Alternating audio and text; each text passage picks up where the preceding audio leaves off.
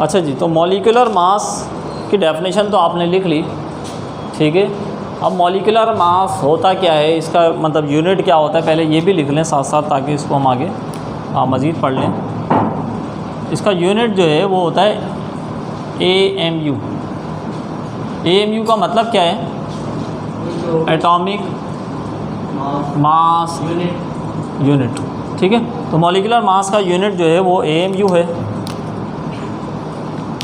और molecular mass का जो सिंबल है वो क्या है? वो M है, कैपिटल M, ठीक है। मॉलिक्यूलर मास को रिलेटिव मॉलिक्यूलर मास भी कहते हैं, रिलेटिव मॉलिक्यूलर मास भी कहते हैं, ये टर्म भी इस्तेमाल की जाती है, सही है। तो मॉलिक्यूलर मास में करते क्या है कि मॉलिक्यूलर मास में जो भी कंपाउंड होता है उसके जितने भी एटम्स उसमें मौजूद होते हैं, तो उन तमाम एटम्स के एटॉमिक मासेस को क्या कर लेते हैं, उनके एटॉमिक मासेस को सम कर लेते हैं, तो पूरे कंपाउंड का मास सामने आ जाता है, उसको कहते हैं मॉलिक्यूलर मास, ठीक है। जैसे एग्जांपल के तौर पे, अभी लिखिएगा नहीं, ज़रा इसको सुन लें। Example, molecular mass of glucose, ठीक है, मॉलिक्यूलर मास ऑफ ग्लूकोज। अब ग्लूकोज का फॉर्मूला क्या होता है, ये आपको याद भी रखना है, C6H12O6। इसमें कार्बन है, हाइड्रोजन है, और कार्बन, हाइड्रोजन और ऑक्सीजन है, ठीक है। तो इनके एटॉमिक मासेस पेपर में गिवन होंगे, एटॉमिक मासेस पेपर में गिवन होंगे। लाइक कार्बन का एटॉमिक मास कितना होता है? 12 AMU, हाइड्रोजन का 1 AMU और ऑक्सीजन का 16 AMU एटॉमिक मास होता है।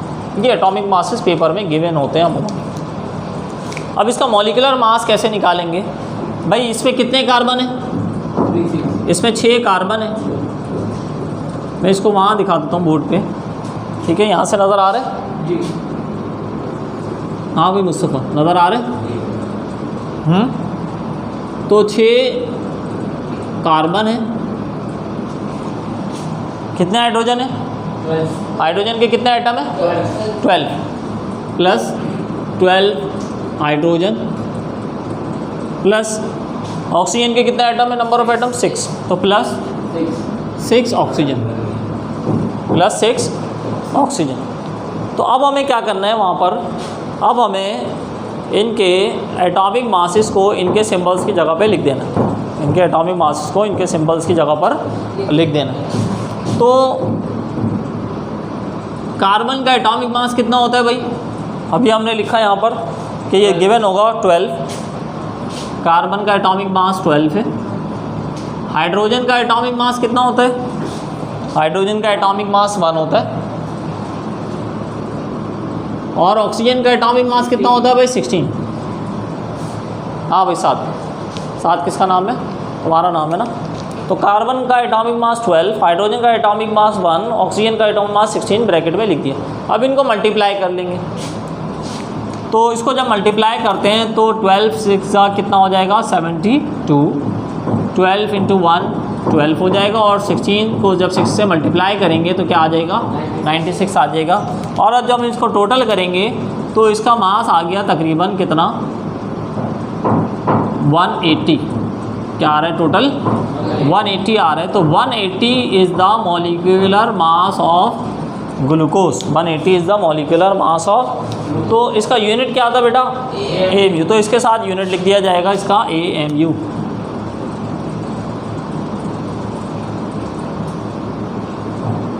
सही है। तो this is the molecular mass of glucose. इसी तरह से एक और एग्जांपल करते हैं, ठीक है।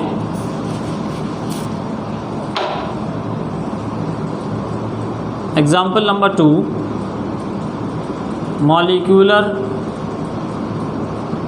मास ऑफ एसिटिक एसिड, जिसको उर्दू में सिरका भी कहते हैं, जो खाने में इस्तेमाल होता है, इसका फार्मूला होता है CH3COOH। अमूमन इस तरह से लिखा होता है बुक्स में, ठीक है। तो इसमें हम टोटल करेंगे कि भाई टोटल नंबर ऑफ कार्बन कितने, टोटल नंबर ऑफ कार्बन, ये कितने कार्बन है 1, और यहाँ कितने कार्बन है 1, तो टोटल कितने कार्बन हो गए 2, कितने कार्बन हो गए 2, ठीक है। प्लस यहाँ 3 हाइड्रोजन है, यहाँ 1 हाइड्रोजन है, ठीक है।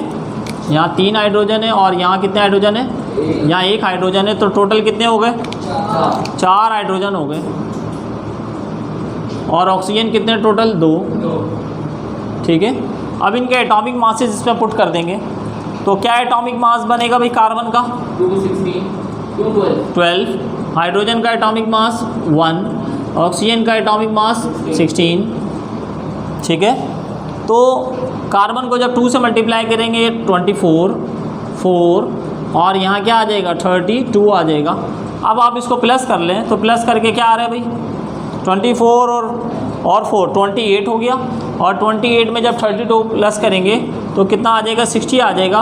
और मॉलिक्यूलर मास आपने निकाला है, तो इसके साथ आप यूनिट कौन सा प्लेस करोगे AMU। तो this is the molecular mass of acetic acid, ठीक है। तो मॉलिक्यूलर मास की डेफिनेशन अगर आप देखें तो क्या लिखा हुआ है, सम मतलब प्लस कर लेना, एक सब इकट्ठा कर लेना, किसको इकट्ठा कर लेना, एटॉमिक मासेस को इकट्ठा कर लेना, बीच में प्लस का साइन है, ठीक है। ऑफ ऑल द एटम्स, तमाम एटम्स के कहाँ प्रेजेंट, मॉलिक्यूलर फार्मूला में, मॉलिक्यूलर फार्मूला में, ये मॉलिक्यूलर फार्मूला है, इसमें तमाम एटम मौजूद हैं, किसके कंपाउंड के या किसी मॉलिक्यूल के, तो वो क्या कहलाता है मॉलिक्यूलर मास। के तमाम एटम के एटॉमिक मासेस को प्लस कर लें, ठीक है, किसी भी कंपाउंड या मॉलिक्यूल के, तो वो क्या कहलाता है मॉलिक्यूलर मास या रिलेटिव मॉलिक्यूलर मास। तो इसको लिख लें।